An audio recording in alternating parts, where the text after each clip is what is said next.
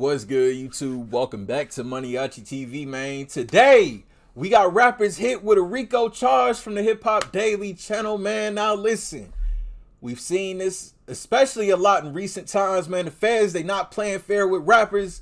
And we know once a rapper gets hit with the RICO charge, once anybody gets hit with a RICO charge, it's damn near impossible to beat it unless you pull a Mr. Hernandez.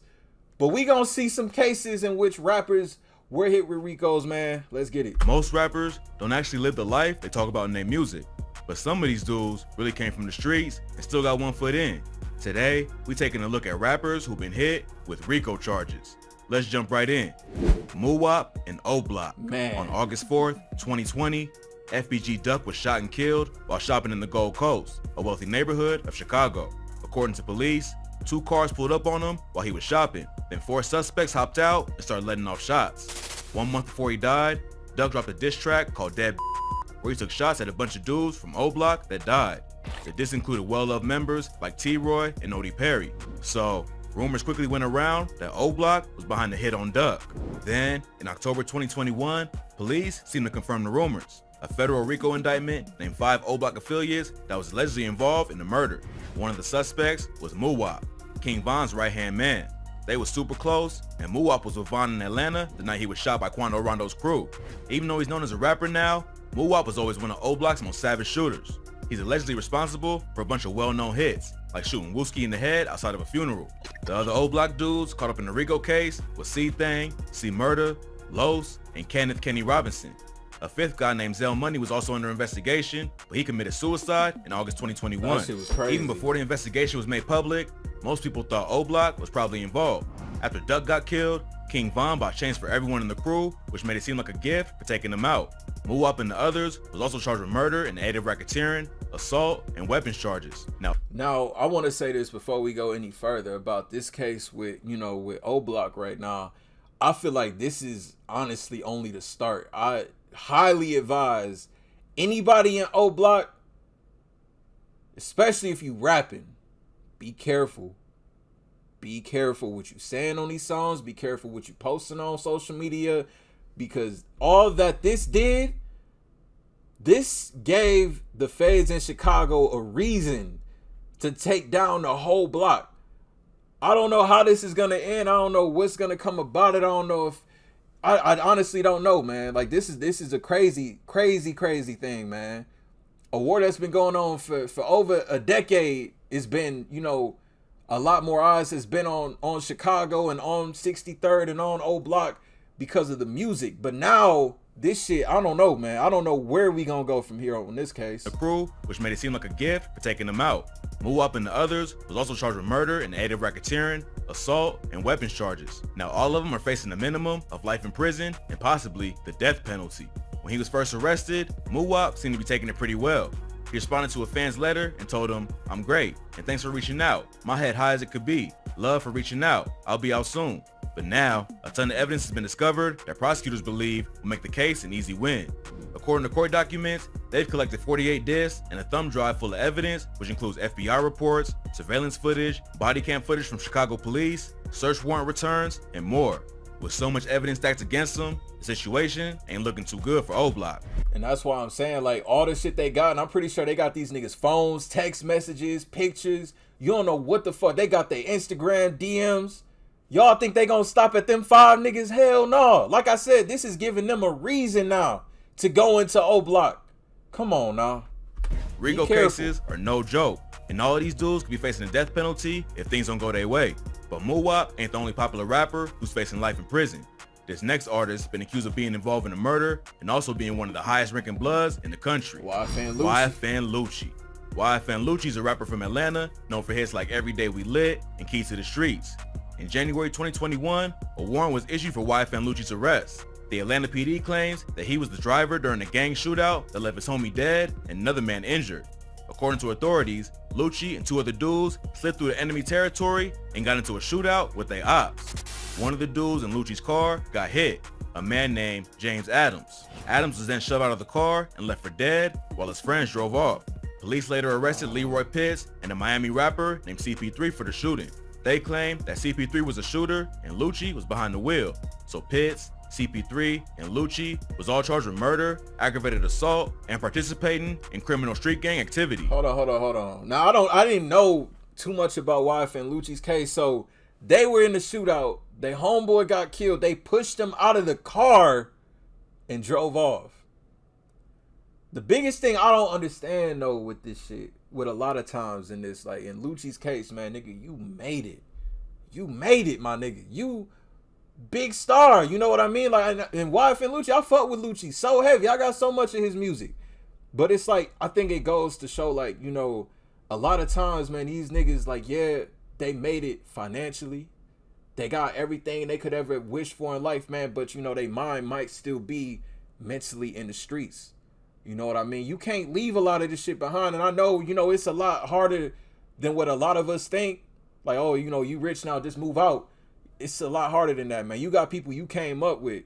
You know what I mean? People you came up with. You can't, you know, just go ghost on them niggas or whatever, man. But, you know, we know it never ends well in that case. CP3 and Lucci was all charged with murder, aggravated assault, and participating in criminal street gang activity. Lucci decided to turn himself in after the warrant was issued, and now he's facing life in prison or even the death penalty. If that wasn't bad enough, he later got hit with a RICO indictment along with a dozen alleged members from different blood sets. That's crazy. According to prosecutors, Lucci was trying to unite a bunch of blood sets from Atlanta and Miami and use his clout as a rapper to make them more powerful. The two Atlanta sets, ABG and BG, was named in court documents. Both of these sets are under the Inglewood family gangster Bloods from California. Two Miami sets, the Bloodhounds and the 13th Ave Boys, was also targeted. The Miami sets are based in the Pork and Beans project, which Lucci allegedly has ties to. That's how we know CP3. So now, Lucci is facing the murder case in Atlanta, plus the RICO indictment on top of it. One thing that may help him in the RICO case is that the prosecutors have acknowledged he ain't actually a gang member, just an affiliate. This might make it more difficult to convict him in a gang indictment, but that all depends on how much evidence they actually have. Now, okay. This whole thing right here, it's like, I knew, you know, YFN Lucci. I knew, you know, he was a street nigga. He come from the trenches, but I didn't know he was like active with it like that. And it's like, you know, I heard he named, what was it, ABG? You know, a lot of times when rappers use that in like their labels and stuff, man, trademark, LLC, that shit, you know, it'll definitely help. Like, listen, this is my business. What you talking about? This is a gang. This is my business. You know what I mean? But I mean, if they're just labeling him as an affiliate of it, that might work out in his favor. Case in Atlanta, plus the RICO indictment on top of it. One thing that may help him in the RICO case is that the prosecutors have acknowledged he ain't actually a gang member, just an affiliate. This might make it more difficult to convict him in a gang indictment, but that all depends on how much evidence they actually have. If Lucci gets convicted in the shooting case, it's unlikely he'll beat the RICO charge. But if his lawyer can prove he wasn't involved in Atlanta, then he might have a chance of getting off. But beating these cases ain't even Lucci's top priority right now. He's just trying to survive his time in jail. In March 2022, TMZ reported that Lucci claimed he was stabbed with a homemade shank and there was a price on his head. Wow. He asked the judge to grant him a bond for his safety, but for now, he's still locked up.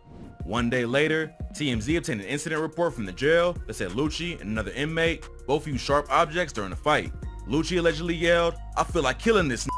He was later treated for a laceration on his head. Another inmate was charged with aggravated assault and battery. What the fuck? Lucci already has a lot to worry about, but hopefully, he can at least avoid getting taken out before his trial starts. Nigga, I feel like, I mean, I know it might not be fair what I'm about to say, but I feel like when you get arrested, like a nigga like YFN Lucci, you know, if you an affiliate of a gang of any kind, transport them niggas to a prison either in a city far away from where they from or a different state. I feel like putting them in there with niggas that they got, you know, had street beef with, that's never gonna end well. Cause they gonna see what you affiliated with, be like, oh yeah, you that one nigga. Like, especially if they know you got bread and they know you got money, that's something you can't escape. But at least separate these niggas from, you know, don't put the nigga in Fulton County. He from Atlanta. He probably know a lot of niggas. A lot of niggas know him probably for bad reasons. You know what I mean? So to worry about, hopefully, he can at least avoid getting taken out before his trial starts. Casanova. Man, Casanova is no stranger to being locked up. He spent 6 years in prison for robbery and even met ASAP Rocky on Rikers Island. But now, he's facing attempted murder and other charges in a federal RICO case that could earn him a way longer sentence. Casanova turned himself in to the police in December 2020. He was wanted by the FBI along with 17 other suspects in a massive RICO case against the untouchable Gorilla Stone Nation, a blood set based in New York. The attempted murder charge comes from a Miami shooting that went down in October 2020. Casanova and his homie, Jared J.C. Chrysler, was chilling outside the club when a rival gang member saw Cas throw up a sign. The dude allegedly told Casanova, "Yo homie, wrong sign." Then Cas said, "You wanna die tonight?" That's when someone let off shots, and the dude who confronted Casanova got hit along with someone else. According to the police, they linked Cas and JC to the shooting through text messages on JC's phone. JC messaged someone and told him, "Killed a last night, shaking my head. Some crib We also at the strip club, and Cas was taking pics with the crib gonna grab Cas' hand, talking about, "Yo homie, wrong sign." Cas asked him, "You wanna die tonight?" He reached on his hip, and I just booked him. Everyone got missing. Oneek skirted off, and I let another one go, hit Jit in the stomach. Okay, hold on. It low-key, I don't know, and obviously it's more to the story, but this shit could probably pass as self-defense low-key. If the nigga grabbed his hand, like, nigga, you ain't touching me and not getting popped, my nigga. Even though Cas wasn't the one that fired the shot, I don't know, they probably could get that in self-defense, but I don't know. Everyone somehow turned into a RICO. Everyone got missing. Oneek skirted off, and I let another one go, hit Jit in the stomach. Hashtag good aim. After spending a year in jail, Casanova was denied bond in January 2021. He also claims he was forced into solitary confinement for a month. He's facing a minimum of 15 years if he gets convicted. Damn. And now his co-defendants are starting to take plea deals to shave time off their sentences. In September 2021, All Hip Hop reported that Brandon Untouchable Neves copped a deal. Neves is allegedly the co-godfather of Gorilla Stone Reign, one of the 8 subsets that Gorilla Stone is made up of. 1 month later, Jamal Trap Smoke Austin also decided to take a deal. The feds say Trap Smoke supplied crack, cocaine, and other drugs like K2 to other Gorilla Stone members for them to deal on the street. They tapped his phone and recorded calls and messages between him and Nia Baby Austin, who's known as the godmother of the gang. The two of them was caught trying to buy guns for Gorilla Stone affiliates.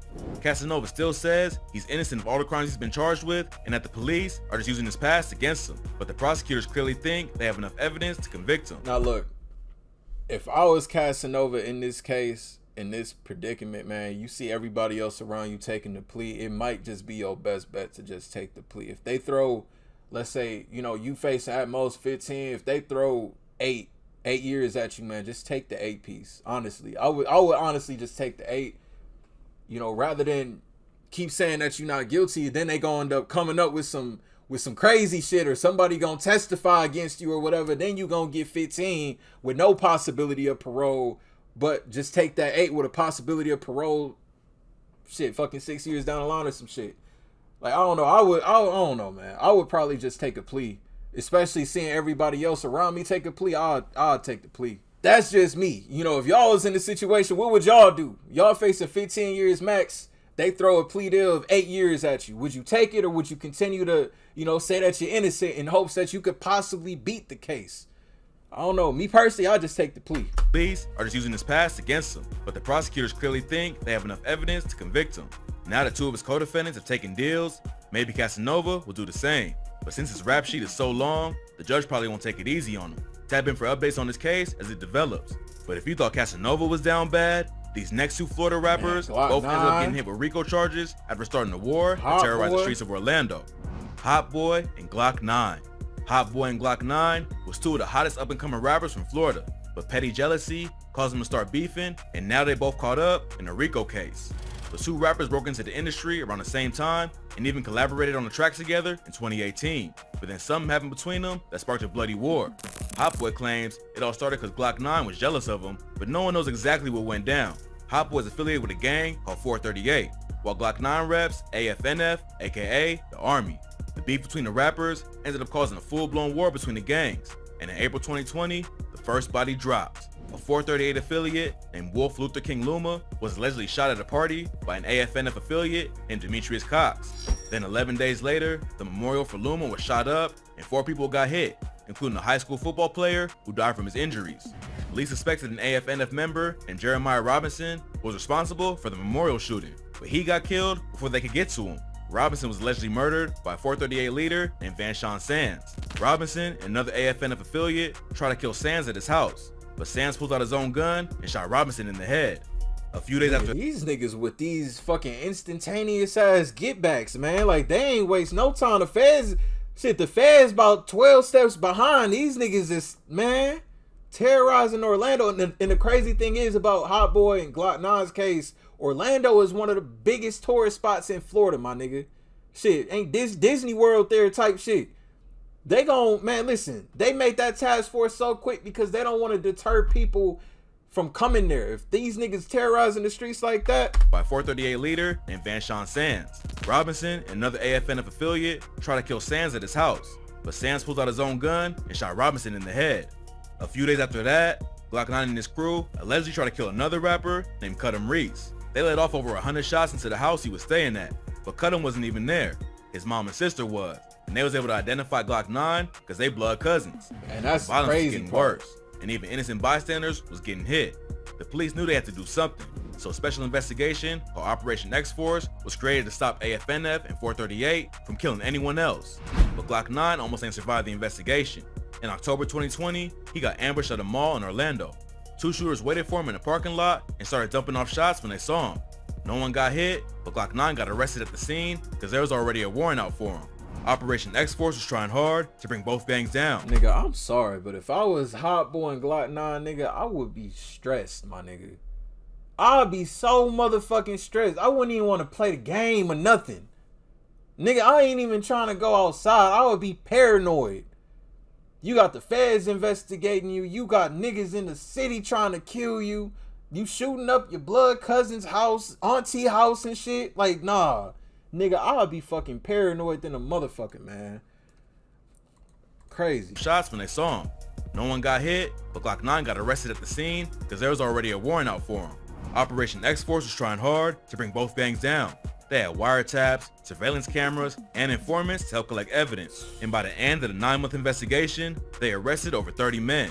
Hotboii was also named in the indictment and was on the run for a month before he was arrested. Now he's facing racketeering charges and could end up spending 30 years in prison if he's convicted.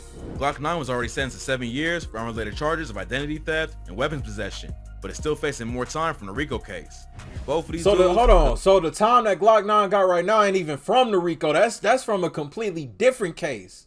And I know Hotboii posted bond because Hotboi's still out doing music though. Like, this is what I mean. I'll be discouraged in a motherfucker. If I'm facing 30, my nigga, 30, like, such a promising career could just be gone like that type shit? Nah. And weapons possession, but is still facing more time from the RICO case. Both of these dudes could have left it all behind in the streets and focused on their music. But now, they're looking at some serious time that could likely cost them their career. Hotboii still has a chance to make it out if he beats the racketeering charge. But Glokk9 is already serving a long sentence and will probably get even more time if he's convicted of racketeering and attempted murder. So, it looks like his rap career might be over. More info on this case will come out once it goes to trial, so stay posted for updates. That shit crazy as hell, man. Rappers hit with a RICO charge from Hip Hop Daily, man. Y'all sound off y'all thoughts and opinions on these cases down below in the comment section, man. Crazy. I think that's honestly, that's the worst. That's the worst case to be hit with, man. Honestly. But if y'all new to the channel, y'all rock with me, want daily reaction videos, man, hit that subscribe button for me to the next video. I'll see y'all then. Thank you for watching MANIACITV. I'm out.